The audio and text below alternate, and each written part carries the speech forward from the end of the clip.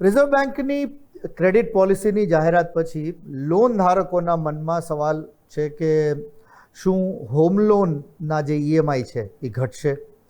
FD જેમણે કરેલી છે એમને સવાલ છે કે શું એના પર વ્યાજ વધુ મળશે કે પછી બધું જેમનું તેમ જ રહેશે? કેમ કે આરબીઆઈએ પોલિસી રેટ્સમાં કોઈ ફેરફાર કર્યો નથી, પરંતુ આ નિર્ણય પાછળ માત્ર વ્યાજ દરનું ગણિત નથી, તેની પાછળ ભારતની ઇકોનોમી, ઇન્ફ્લેશન એટલે ફુગાવાનો દર, ગ્લોબલ અનસર્ટેનિટી અને કરોડો લોન ધારકોનું ભવિષ્ય જોડાયેલું છે.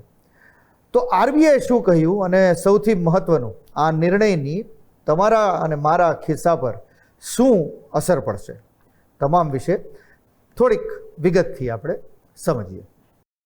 ભારતીય રિઝર્વ બેંકની મોનિટરી પોલિસી કમિટી એટલે કે એમપીસીએ સર્વસંમતિથી રેપો રેટ 5.25% પર યથાવત રાખ્યો છે.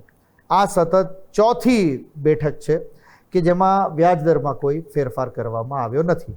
એટલે કે રિઝર્વ બેંક ઓફ ઇન્ડિયાને હાલ ન તો વ્યાજદર વધારવાની ઉતાવળ છે ન ઘટાડવાની. તેમનો હવે પછીનો દરેક નિર્ણય આવનારા ઇકોનોમિક ફિગર્સ પર આધારિત રહેશે. પણ આરબીઆઈએ કેમ પોલિસીમાં કોઈ ચેન્જીસ ના કર્યા? તેના લાર્જલી 3 મોટા કારણ છે. સૌથી પહેલું કારણ અને એક મોટો હાશકારો એ છે કે મોંઘવારી હજુ નિયંત્રણમાં છે. આરબીઆઈએ ચાલુ નાણાકીય વર્ષ માટે મોંઘવારીનો અંદાજ લગભગ 5% જેટલો રાખ્યો છે. ક્રૂડ ઓઇલના ઊંચા ભાવ અને વૈશ્વિક જે તણાવ છે એના કારણે થોડું જોખમ વધ્યું છે, પરંતુ આરબીઆઈનું માનવું છે કે હાલની મોંઘવારી સમગ્ર ઇકોનોમીમાં એટલી બધી ફેલાઈ રહેલી નથી. આરબીઆઈ હજુ પણ મોંઘવારી પર આમ સતત નજર રાખીને બેઠું છે, પણ અત્યારે એવું લાગે છે કે એમને બહુ જેને કહેવાય કે ડેન્જર નથી દેખાતું. રિઝર્વ બેંકના નિર્ણય પાછળ એટલે આ રેપો રેટ કોન્સ્ટન્ટ રાખવાના નિર્ણય પાછળ બીજું કારણ એ છે કે આપણી ઇકોનોમી હજુ મજબૂત દેખાઈ રહી છે. આરબીઆઈએ ભારતના જે ગ્રોથ રેટ અંગે જે પ્રોજેક્ટેડ ગ્રોથ રેટ હતો એના અંગે વિશ્વાસ વ્યક્ત કર્યો છે અને જીડીપીનો જે ગ્રોથ ફોરકાસ્ટ હતો એ વધારીને લગભગ 6.7 કર્યો છે. પ્રાઇવેટ કન્ઝમ્પશન, બેન્કોની સારી ક્રેડિટ ગ્રોથ, સરકારનું ઇન્ફ્રાસ્ટ્રક્ચર ઇન્વેસ્ટમેન્ટ અને સર્વિસ સેક્ટરની મજબૂતાઈને કારણે ભારત હજુ પણ વિશ્વની સૌથી ઝડપથી વિકસતી મોટી ઇકોનોમીઝમાં સામેલ રહેશે એવું આરબીઆઈનું માનવું છે. એટલે ગ્રોથને ટેકો આપવા માટે પણ આરબીઆઈ હાલમાં રેપો રેટમાં કોઈ ફેરફાર કરવાનું નથી જોઈ રહ્યું. એમનું એક લોજિક છે. રિઝર્વ બેન્કે વ્યાજ દર યથાવત રાખ્યા તેની પાછળ માત્ર દેશના નહીં પણ દુનિયાના પણ કારણો છે. આજે દુનિયામાં અનિશ્ચિતતા તો છે જ, મિડલ ઇસ્ટમાં તણાવ છે, ક્રૂડ ઓઇલના ભાવ એરેટિક છે, વૈશ્વિક માર્કેટ્સની એક વોલેટિલિટી છે. આ બધું હજુ એક જોખમ ઊભું કરે છે. પણ આરબીઆઈને ક્યાંક એવું લાગે છે કે હજી જોખમ એટલા લેવલ પર નથી પહોંચ્યું કે જ્યાં એમણે એક ઇંગ્લિશમાં ફ્રેઝ છે ની જર્ક રિએક્શન આપવું પડે. એટલે આરબીઆઈએ ક્લિયર મેસેજ આપ્યો છે કે હાલ તેનો એપ્રોચ વેઇટ એન્ડ વોચ એ રહેશે. પછી નેક્સ્ટ ક્વાર્ટરમાં એમપીસી ફરી એક કોલ લઈ શકે કે વ્યાજદરને વધારવા કે ઘટાડવા બેઝિસ ત્યારની જે ઇકોનોમિક કન્ડિશન હોય. આ તો થઈ કારણોની વાત. હવે જોઈએ કે આ રેપો રેટ જે આરબીઆઈએ એમને રાખ્યો છે એની અસર તમારા ને મારા ખિસ્સા પર અથવા મંથલી બજેટ પર શું પડશે?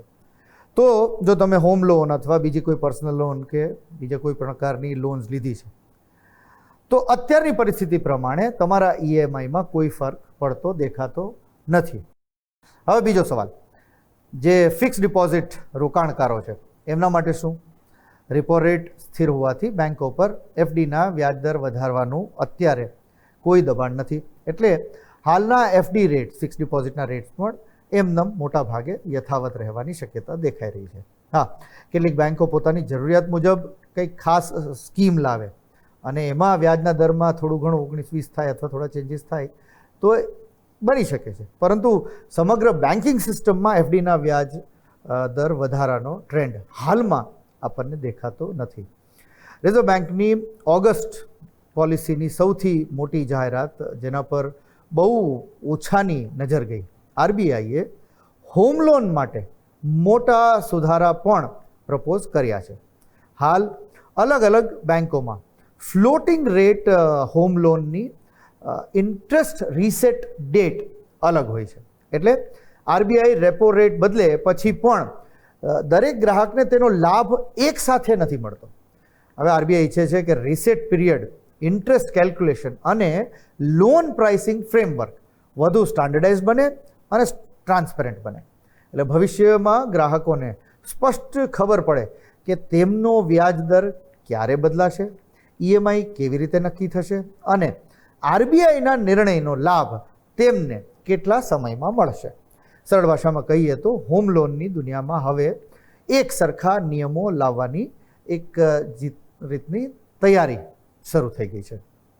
એટલે રિઝર્વ બેન્કની આ પોલિસીને સ્ટેટસ કો અથવા જૈસે થે એ રીતે ન જોતા થોડું જુદી રીતના જોવી જોઈએ કે ક્રૂડની કિંમત ડામાડોળ રૂપિયો છતાં મોંઘવારી અને ગ્રોથ માટે રિઝર્વ બેન્કની ચિંતા હજુ એટલી વધતી દેખાતી નથી. એટલે હાલ આરબીઆઈનો એક જ મંત્ર છે, સ્ટેબિલિટી ફર્સ્ટ, એક્શન લેટર.